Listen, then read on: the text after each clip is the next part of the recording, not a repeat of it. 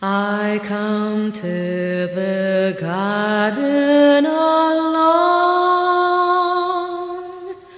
while the dew is still on the roses and the voice I hear 여러분 안녕하세요. falling on 열방을 향해 my ear. 찬양과 복음을 전파하는 박은미 전도사입니다. 인간이 세상을 살아가는데 선택을 결정해야 하는 중요한 순간이 옵니다.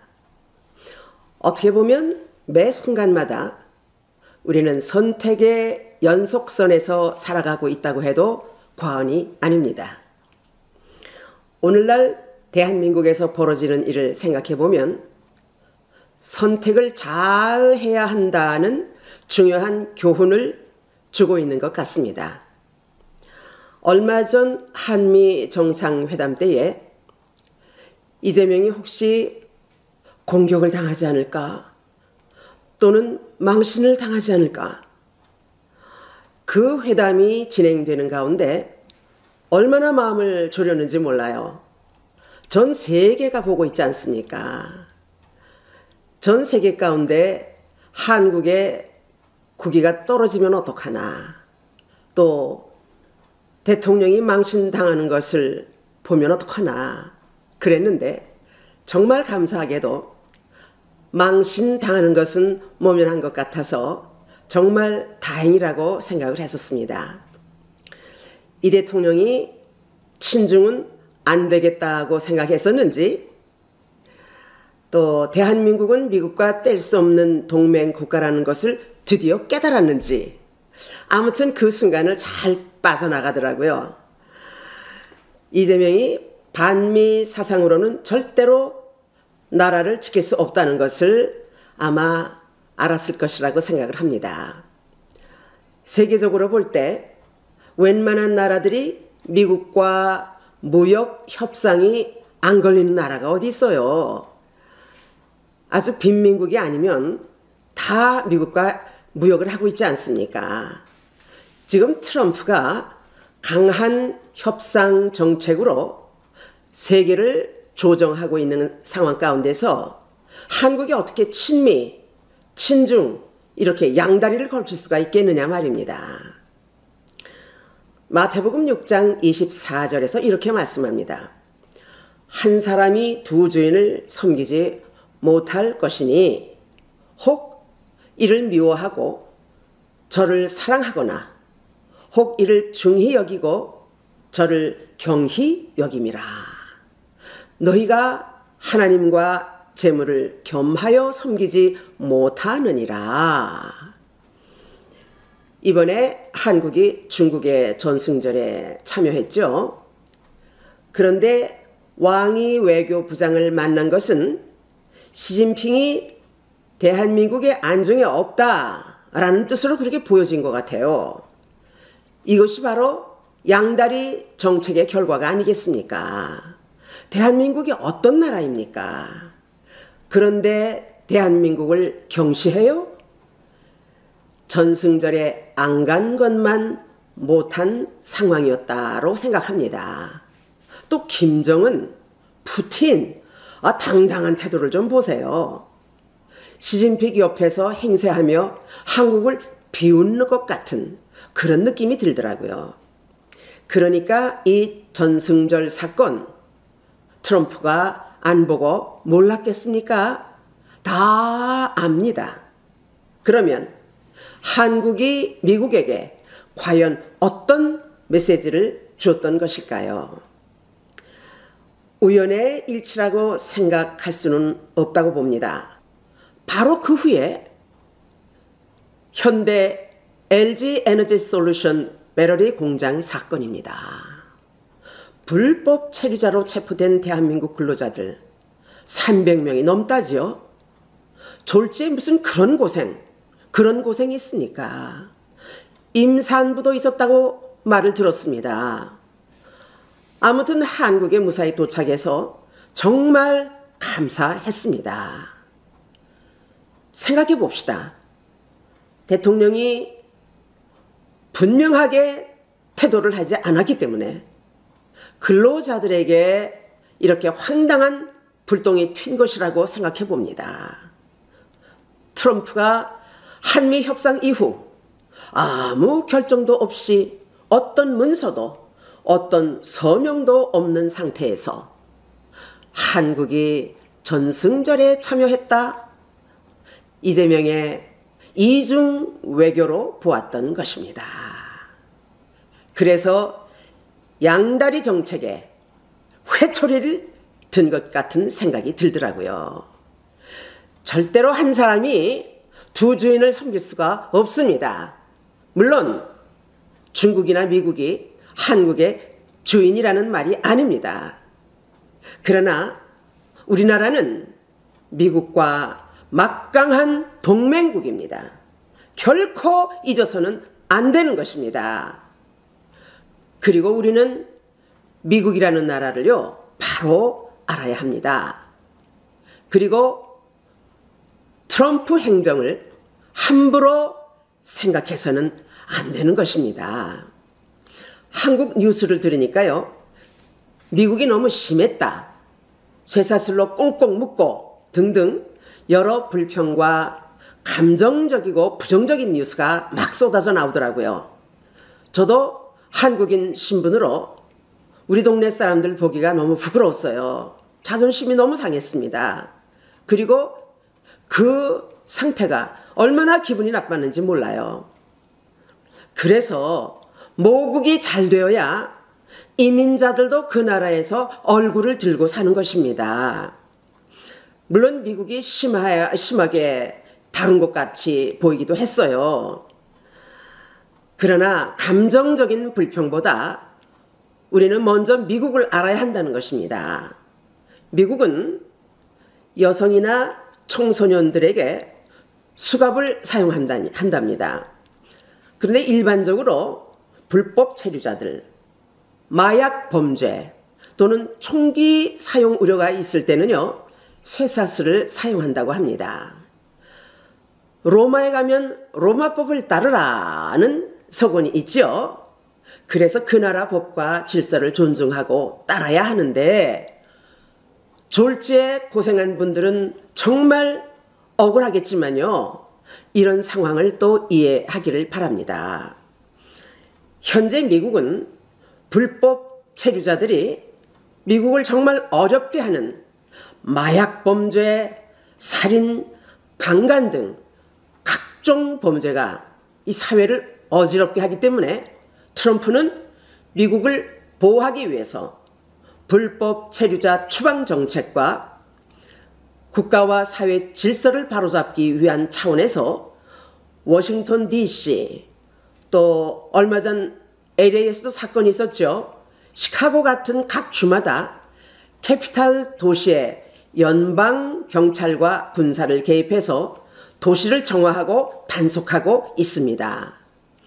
이런 상황에서 현대가 미국에 투자는 했지만 투자는 투자입니다. 투자를 했다고 일할 수 없는 비자를 가지고 일해서는 안 되는 것이지요. 이것은 분명히 미국에서는 이민법을 어긴 것입니다. 미국은요, 편법이 통하는 나라가 아닙니다. 그래서 현대가 미국의 이민법을 잘 준수했어야 합니다. 이번에 300명가량은 하청업체를 통해서 들어온 사람들이기 때문에 근로자들이 무엇을 알았겠습니까? 현대가 직접적인 책임은 없겠지만 법대로 채용하지 못한 책임은 아마 물을 것입니다. 미국에서 투자 정책은 자국민 채용이 우선입니다. 그리고 자국민 기술 교육을 위해서 우리가 기술을 전수해 주는 조건으로 합법적인 체류를 허락을 했다고 합니다. 그런데 현대가 이 조건의 절차를 지키지 않았던 것입니다.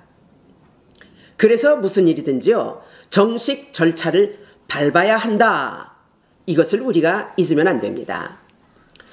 또 미국에서 들은 소식인데요. 이 근로자들 중에 뉴욕에서 반미 시위를 했던 사람들이 섞여 있었다고 합니다. 그들이요, 미국을 너무 쉽게 보는 것입니다. 미국이 그런 정보를 모르겠어요? 미국이 그렇게 만만한 나라가 아니라는 얘기죠. 조지아에 사는 트럼프 측근이 뉴욕에서 시위했던 자들의 정보를 듣고 그렇게 트럼프에게 제보를 했다고 합니다. 그러니 트럼프가 가만히 있겠습니까? 제발 그런 어설픈 짓, 미국에서는 그런 짓을 하지 말아야 합니다. 어디 미국에서 반미 시위를 합니까? 잘못하다가요, 인생이 끝납니다. 그래서 저는 이번 사건을 세 가지로 생각해 보았습니다. 첫째, 이재명이 중국에 눈치 보는 것 같다. 국익을 위해서 서명 안 한다고요? 그림을 크게 보십시오. 정말 참 국익이 무엇인지를 생각하고 그리고 협상에 나와야 됩니다. 둘째, 현대 근로자들도 참 안타깝지만 합법적으로 자격을 갖춘 비자로 체류했어야 합니다. 세 번째, 소수이지만 이렇게 반미 시위를 했다는 제보처럼 미국은 반미에 대해서 대단히 심각한 나라입니다. 반미하는 대학들도, 인류 대학들도 문 닫게 하는 그런 미국이에요. 이런 여러 가지 일들을 트럼프에게 당연히 발동하게 했다고 그렇게 봅니다. 그리고 트럼프가 협상하던 날 1시간 비공식 회담에서 제시한 내용이라는데 7월 30일 스코틀랜드 협상에서 3,500억 달러 약속을 속히 이행하라 라는 것과 또 숙청을 중단하라, 이것은 윤 전 대통령을 말하는 것이라고 생각합니다. 또 그 다음에 종교 탄압을 중단하라, 교회 압수수색과 주의 종들을 구속하는 일들을 말합니다. 그리고 중국 편향성 정책을 완전히 바꾸라 라고 말했다고 합니다. 그런데 그 협상하는 날 아무 합의를 하지 않고 그냥 헤어졌다고 합니다. 야고보서 1장 8절 말씀입니다. 두 마음을 품은 사람은 모든 일에 정함이 없다. 아직도 결정하지 못한 이재명, 이제는 확실하게 선택할 시간이 온 것입니다. 친미로 정책 노선을 확실하게 해야 합니다. 정말 무엇이 나라를 위한 일인지를 선택하십시오. 이재명이 아무 협상도 없는 상태에서 여러 변명을 늘어놓지 마십시오. 그리고 어떤 거짓말도 하면 안 됩니다. 윤통 부부, 그렇게 죽을 죄를 졌습니까? 물론 실수도 많았겠죠. 그런데 윤통을 향해서 사형 또는 무기징역에 해당하는 죄, 이렇게 말하는데 부디 더 이상 인권 유린의 죄를 짓지 마십시오. 시편 31편 13절에서 이렇게 말씀합니다. 사람들의 비방 소리 들려오며 협박은 사방에서 미쳐옵니다. 그들은 나를 노려 무리짓고 이 목숨 없애려고 음모합니다. 트럼프가 윤 대통령의 그 현상을 묻자 특검은 국회에서 하는 일이지 내 소관이 아닙니다 라고 그렇게 말했어요. 트럼프가 모르겠어요? 변명과 거짓에 길들여진 사람, 입만 열었다 하면 거짓말을 하는군요. 이재명, 당신은 현재 여러 가지 죄목에 걸려 있지 않아요? 어떻게 오늘 대통령 자리에 앉아 있습니까? 제발 자신의 죄가를 양심적으로 생각하십시오. 또 뭐 법을 고친다고요? 그러지 마십시오. 자신이 들어가야 할 감방을 생각하시고 그만 악한 일들을 멈추시기를 부탁합니다. 잠언서 19장 9절 말씀입니다. 거짓 증인은 벌을 면하지 못할 것이요 거짓말을 뱉는 자는 망할 것이니라. 거짓말로 속이는 짓은요, 나라를 썩게 하는 일입니다. 특히 종교 탄압으로 교회와 주의 종들을 핍박하는 그런 것은요, 하나님 나라에 도전하는 나라가 망하는 죄입니다. 여러분, 얼마 전, 며칠 전에 손현보 목사님이 구속당하셨죠. 또 김장환 목사님이 소환을 거부하셨더군요. 아무 혐의가 없는데 왜 소환합니까? 코에 걸면 코걸이, 귀에 걸면 귀걸이로 마구 걸지 마십시오. 한국에서 각각 그분들이 맡은 분야에서 주의를 열심히 감당하시는 분들입니다. 이렇게 하는 거요, 트럼프도 잘 알고 있고요, 저 위에 계신 하나님도 잘 알고 계십니다. 계시록 21장 8절 말씀입니다. 거짓말하는 자들은 불과 유황으로 타는 못에 던져지리니 이것이 둘째 사망이니라. 정말 흉한 거짓말로 나라를 더 이상 어지럽게 하지 말고 투명한 밝은 정치를 해주시기를 바랍니다. 하나님은 정함이 없는 두 마음을 가장 싫어하십니다. 그러므로 부디 양다리 정책을 끊고 부디 하나님 무서운 줄을 기억하십시오. 세상에 누구를 믿겠습니까? 그러나 우리는 이웃의 고통을 생각합시다.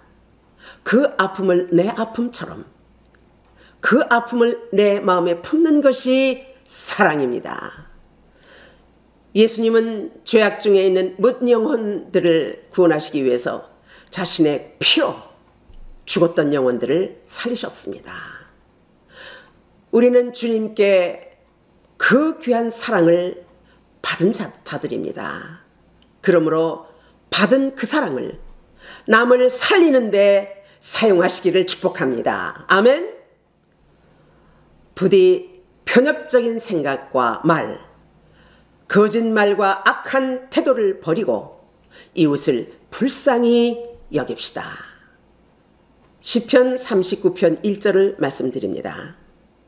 내가 말하기를 나의 행위를 조심하여 내 혀로 범죄하지 아니하리니 악인이 내 앞에 있을 때에 내가 내 입에 재갈을 먹이리라 하였도다. 이재명 씨, 그리고 또 여당의 몇몇 의원들이 있죠.